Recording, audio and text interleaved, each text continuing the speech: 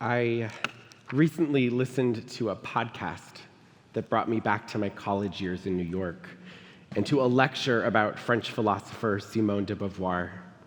Beauvoir, along with her partner, Jean-Paul Sartre, was among the founders of existentialism. One of the core teachings of existentialism, and may the actual philosophers in the room forgive my oversimplification, is that we have no true essence, but rather our identities are constructed. And a significant implication of this is that the human condition is, in part, a condition of radical freedom. Indeed, Sartre taught that we are condemned to be free.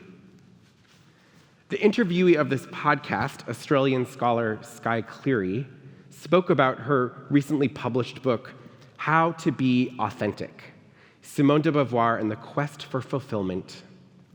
In the book, she critiques the platitude, just be yourself, suggesting that in popular culture, there is a kind of relentless insistence that finding and then being one's true self is a magical solution to everything.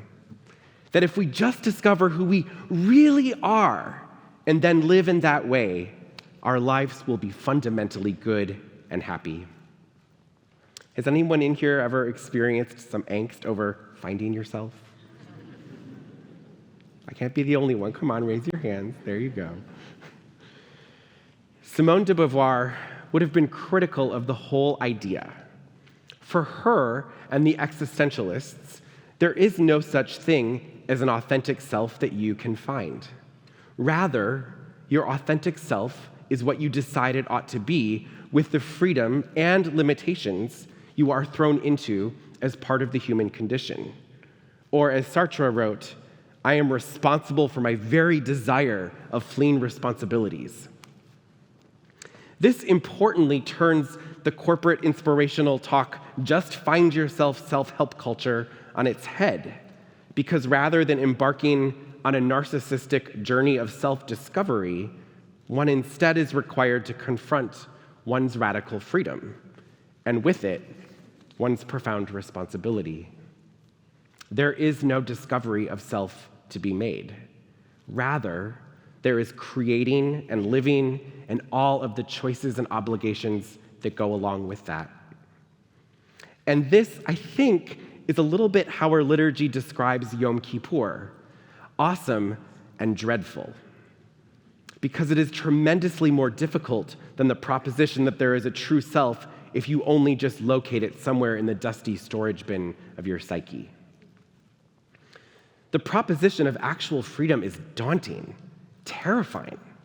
How could we possibly get this right? What to do with this life, with this blink of an eye we've all been gifted? Existentialists are generally not fond of religion because they reject the idea of an external and fixed moral system. But if we're being honest about our worldview as postmodern Reform Jews, we sort of do too, unless you've all started keeping meticulous kosher and stopped driving on Shabbat without telling me. The principle of human freedom, though deeply tethered to responsibility, is foundational to Torah and Judaism. God took us out of enslavement in Egypt and bestowed freedom and a sacred system of human responsibilities we call mitzvot. We are, it turns out, rather free to reject the system, and frequently do, even at our own peril. Nonetheless, our Jewish notion of human liberation centers on the option to make ethical and sacred choices and live up to the obligations that we have to one another and God. All right, cliff notes to make sure you're with me so far. You don't have an essential self, and in Judaism, freedom is all about choosing what's right or not. Good? All right. Now, continuing my undergrad lecture, one term to introduce from existentialist theory is bad faith. In existentialism, bad faith is inauthenticity. It is the denial of our own freedom to make choices about our lives, a kind of self-deception and an avoidance of the work of self-understanding. At first, this might seem paradoxical. If we are ultimately free, if the human condition is rooted in having at least some amount of choice, and there is no essential self, how can I then ever be acting in bad faith? How can I ever be acting inauthentically if I am in complete charge of who I am? And yet, we know, I think each of us, that we are capable of being real and capable of being fake, of putting our hearts out there or not.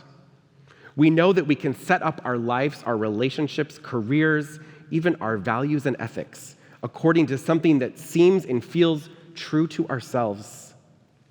And we know that we can instead do something else, to build a life to please or accommodate others, to suppress something inside. And as painful as it may be, we can actually deny our own freedom. So if bad faith, as they call it, is possible in the context of our freedom, what is it to live in good faith? What is it to live authentically in the context of human freedom? It's become a trope to acknowledge how difficult the past years have been between national and global political upheaval, the pandemic, the rise of a cultish, xenophobic right wing in the United States, widespread anti-Semitism, gun violence, ongoing economic instability, to name a few. And it's become a trope with good reason. We've been pummeled. Yes, other places have had it far worse, and many in our community have extraordinary or at least relative privilege. But privilege does not shelter against the grief of living in our world. So as an aside, or maybe as the whole point, I hope you let yourself feel that grief. It will take lifetimes to unpack the conditions of our lives during the dawn of the 21st century. One thing, however, seems nearly universal. We have been forced to reckon with fundamental questions about who we are and what our lives mean. And so it may be a trope or even cliche, but the question is also in the very air we breathe. Who are we? Who am I? Who are you? Are you spending your time in a way that is truly aligned with your values and ethics? As we began the service tonight, the doors of the ark were left wide open without any Torah scrolls. And the scrolls were slowly carried to the bima and then held for the chanting of Kol Nidre with its haunting and legalistic medieval text. This sacred theater holds great symbolism. The scrolls are dressed in special white garments that we only use on the high holy days, garments that are reminiscent of a kittel, this simple white garment that many of us are wearing right now. We wear them in Judaism on 3 days: when we are married, on Yom Kippur, and we are buried in them. The empty ark evokes a coffin, as we are tasked with the difficult work of confronting our mortality. But it's not death that the day ultimately emphasizes, but rather life. The holding up of the limited and fragile nature of our lives is precisely a reminder to focus on our aliveness. Yom Kippur asks this question of you: what is it that you plan to do? Who is it that you plan to be? For many of us, the difficult and demanding part is the project of figuring out exactly how to construct our lives given all the freedom we have. Okay, I know there's a handful of you who decided exactly who you are when you're very young and are now completely fulfilled and are doing exactly what you planned. Mazel tov, may you live and be well. Meanwhile, I think for many of us, there is an angst that lives mainly on the sidelines of our lives as we busy ourselves with the many things that we do. And then, every now and then, it takes center stage. Is this really me? Spoiler alert, I don't have a clear path to self-realization to offer you tonight. However, Judaism offers heartfelt wisdom about how we might best live in this human condition that is so free we can even betray ourselves by not being who we really are. So to get concrete, many of you know I always love a list. On this Yom Kippur, here are 4 concepts that you might take with you into this project of building a more authentic self and a more authentic Judaism. First, and I already touched on this, in Judaism, freedom is inextricably linked with obligations. Freedom and being authentic is not about throwing off responsibilities, but rather it is the condition of being able to be obligated to other people and to God that is ultimate liberation. Think about it. God freed our ancestors from enslavement in Egypt, brought them to the foot of a mountain where they were given a bunch of rules. But actually, a law of love and justice that is the very opposite of human enslavement.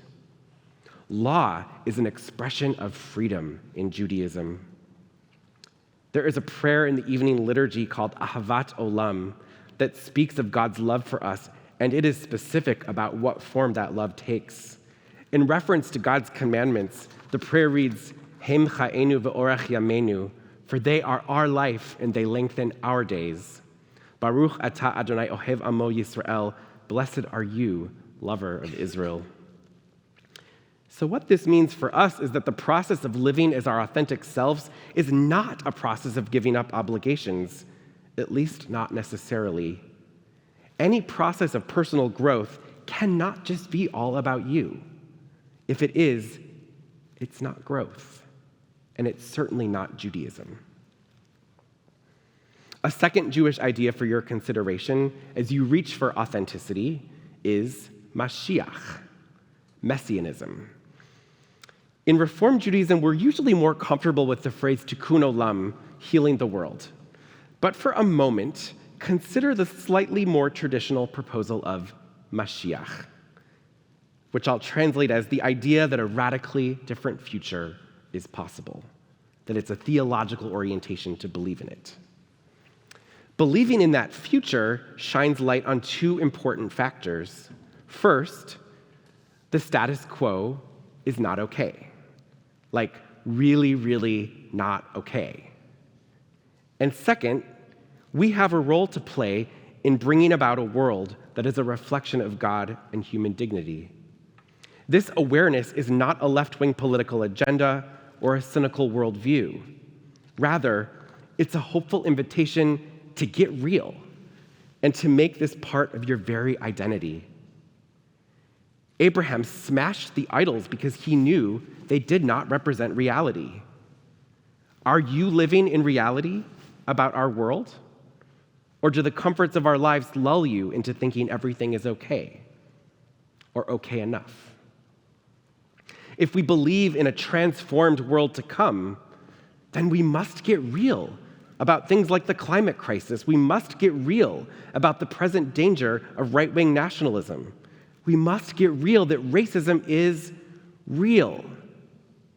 And get real that a war against women and LGBTQ people is being waged to build political power. If you are not living in reality about what is happening around us, how can you create an authentic self? A theological orientation that includes faith in a radically different future is critical to our identity formation today. Number 3, a third concept I'd like you to consider is the rejection of avodah zarah, the rejection of idolatry. I'm not talking about worshiping statues, but rather human beings, money, power. I remember when Barack Obama first ran for president and I was given tickets to go to one of his rallies. So I went to check the guy out. I did end up deeply respecting him, but I will never forget the creepy feeling I had while sitting in that stadium. The crowd of thousands was ecstatic, crazed even, over this one man. In a sense, we had gathered to worship him. In Judaism, we only bow to God. You don't have a king or a ruler, even if someone declares themselves so. Who is your Savior? You and your beloveds, your neighbors, your community, and you are theirs. After the Exodus story in which God redeems all of us, the Torah takes a significant shift in the book of Leviticus. God steps back from the role of Savior and demands that we now do this for one another. When we worship false idols, false power, be it people or ideas or wealth, we give up something of ourselves, and in this way, step away from authentic living. Finally, 4, hope, tikva. In one sense, having hope to be core to your identity is not that different from what I mentioned about messianism.